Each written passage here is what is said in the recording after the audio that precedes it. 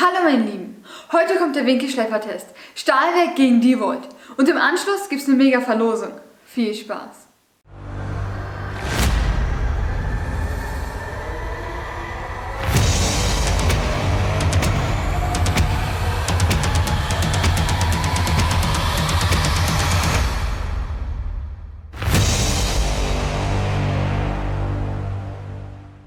Im letzten Video musste ich ja erstmal aufhören, da ich keine Kolmering-Pfeile hatte.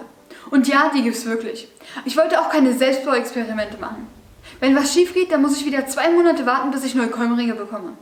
Darum ziehe ich den Winkelschleifer-Test vor, sonst hätten wir heute kein Video. Ich liebe ja Werkzeug und vor allem Werkzeugtests. Also legen wir los. Als erstes schauen wir uns die Geräte mal an. Bei Stahlwerk bekommt man für 180 € das hier geliefert. Die Flex oder Winkelschleifer, bleiben wir mal bei Flex. Also die Flex, 2 Akkus mit 4 Ampere-Stunden und ein Ladegerät. Alles im Koffer.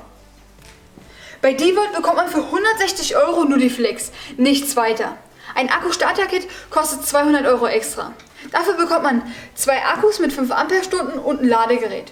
Macht zusammen 360 €. Also doppelt so teuer wie die. Ob die auch doppelt so viel leistet, das werden wir noch sehen. Beide Geräte haben einen bürstenlosen Motor und sind bis 125er Fleckscheiben ausgelegt. Die dreht sich 9000 Mal die Minute und die 7500 Mal. Der Griff ist bei beiden nicht vibrationsgedämpft. Von der Balance her ist die ein bisschen kopflastig, aber geht nur ohne Probleme. Die hier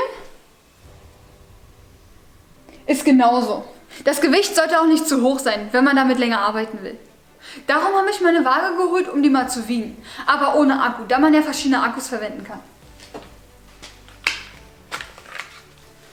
Die wiegt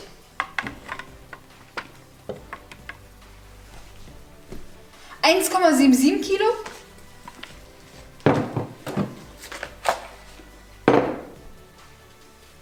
Und die von Stahlwerk wiegt 1,45 Kilo. Das sind ca. 300 Gramm Unterschied. Die Schutzschilde lassen sich bei beiden ohne Werkzeug verstellen. Bei der dreht man einfach am Schild und durch so einen Einrassmechanismus wird es in Position gehalten. Bei der löst man die Verriegelung und kann es dann verstellen. Die Scheibe wechseln bei der Stahlwerk Flex geht noch ganz klassisch mit dem Schlüssel, der mit dabei ist. Hier hinten auf den Knopf drücken und mit dem Schlüssel lösen oder festziehen. Bei der DeWalt Flex soll das Werkzeug los funktionieren. Die hat so einen speziellen Verschluss, wo die beiden Nasen hier rein müssen. So, und da braucht man nur noch festziehen oder lösen. Aber mittlerweile funktioniert das ohne Inbusschlüssel nicht mehr. Am Anfang ging es noch, aber jetzt nach ca. 50 Stunden Benutzung bekommt man das ohne Werkzeug nicht mehr auf. Jetzt kommen wir mal zum Einschaltknopf. Hier bei der DeWalt muss man diese Sicherung nach unten drücken und kann erst dann den Taster betätigen. Wenn man die loslässt, geht die sofort wieder aus. Das bedeutet, man muss ständig den Taster gedrückt halten. Und das hat mich von Anfang an genervt. In der Praxis macht sich das wirklich blöd. Bei der Stahlwerk Flex wieder ganz klassisch mit dem Schiebeschalter. Zack, nach vorne, eingerastet und läuft, bis man hier hinten drauf drückt. Aus, fertig. So muss das sein. Zu der DeWalt Flex muss ich noch sagen, dass nach der kurzen Benutzung der Akku schon ziemlich schwer raus und rein geht. Und das Gehäuse hier unten auch schon ganz schön verschmuckt ist. Das ist richtig eingebrannt. Und bei den Akkus ist es auch schon ganz schön angeschmuckt. Also für das Geld finde ich das nicht so dolle. Die haben auch eine Akkuanzeige. Hier drauf drücken und dann kann man sehen, wie voll der noch ist. Bei Stahlwerk ist es auch so. Ich bin mal gespannt, ob die auch so verschmuckt. Bei der DeWalt ist es mir gleich nach ein paar Mal Flexen aufgefallen. Das schauen wir uns auf jeden Fall nach dem Test mal an. Kommen wir mal zur Garantie. Und da habe ich extra den Garantiezettel rausgesucht von der DeWalt Flex. Und schaut mal, wie lange die für uns Europäer Garantie geben. Da steht es auf Deutsch. DeWalt, einjährige Garantie auf Elektrowerkzeuge für Europa. Das ist doch ein Witz, oder? Bei Stahlwerk hat man 7 Jahre Garantie auf das Gerät und 2 Jahre auf die Akkus. Das ist doch meine Ansage. So, genug geschwafelt. Jetzt kommen wir mal zum praktischen Teil. Ich habe hier ein Flachstahl, das 1 cm stark und 10 cm breit ist. Da werde ich mit beiden Geräten hier Streifen abschneiden. Hintereinander weg, bis der Akku komplett leer ist. Damit will ich testen, ob die auch Ausdauer haben und nicht gleich bei ein bisschen mehr Belastung sofort abschalten. Denn wenn man in der Werkstatt mitarbeitet, will man ja hintereinander wegarbeiten. Danach schauen wir uns mal an, wie viel Zentimeter jede Flex geschafft hat. Daran sieht man die Leistung, was die jeweilige Flex schafft. Normalerweise muss ja die D-Volt Flex mit 5 Ampere-Stunden ganz weit vorne sein. Ich fange mit der D-Volt an. Der Akku ist randvoll, die Tiere sind alle in Sicherheit, ich leg los. Ich zeige es euch im Schnelldurchlauf.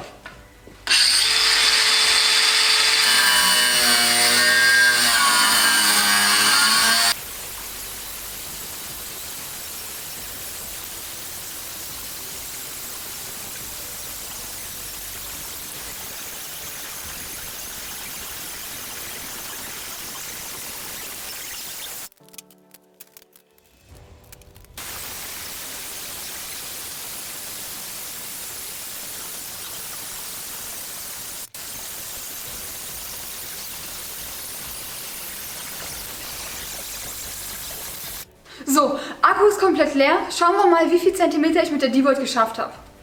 Das sind 10, 20, 30, 40, 50 plus 3 sind 53 Zentimeter. Das ist schon eine Ansage. Ich bereite jetzt alles für die Stahlwerkflex vor und dann schauen wir mal, wie viel die schafft.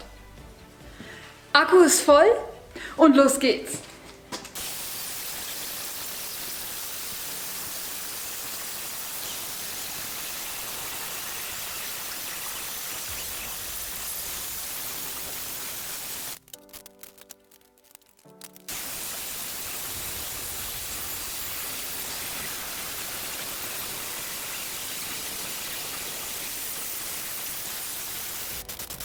Der Akku ist auch komplett leer.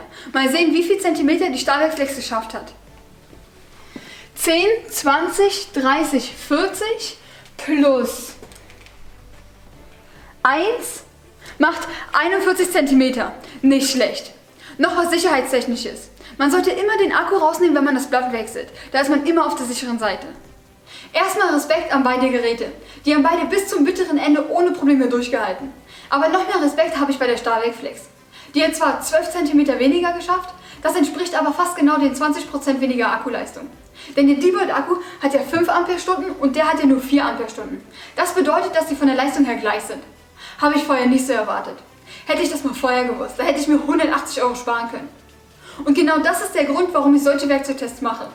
Dadurch kann man sehen, dass man auch für sehr viel weniger Geld gutes Werkzeug kaufen kann. Jetzt kommt der letzte Test. Was für mich auch immer wichtig ist, wie lange es dauert, bis ein Akku wieder vollständig geladen ist. Und das teste ich mit dem alten Radiowecker hier. Wenn ich die Steckdosenleiste einschalte, fangen die Akkus an zu laden und der Wecker läuft bei 0 los. Hier geht es mir nicht um eine Zehntelsekunde, sondern dass man circa sieht, ob es 1, 2 oder 3 Stunden dauert, bis der Akku wieder voll ist. Ab circa 60 Minuten lasse ich eine Kamera mitlaufen, damit wir sehen, wie lange jeder Akku braucht. Also los geht's.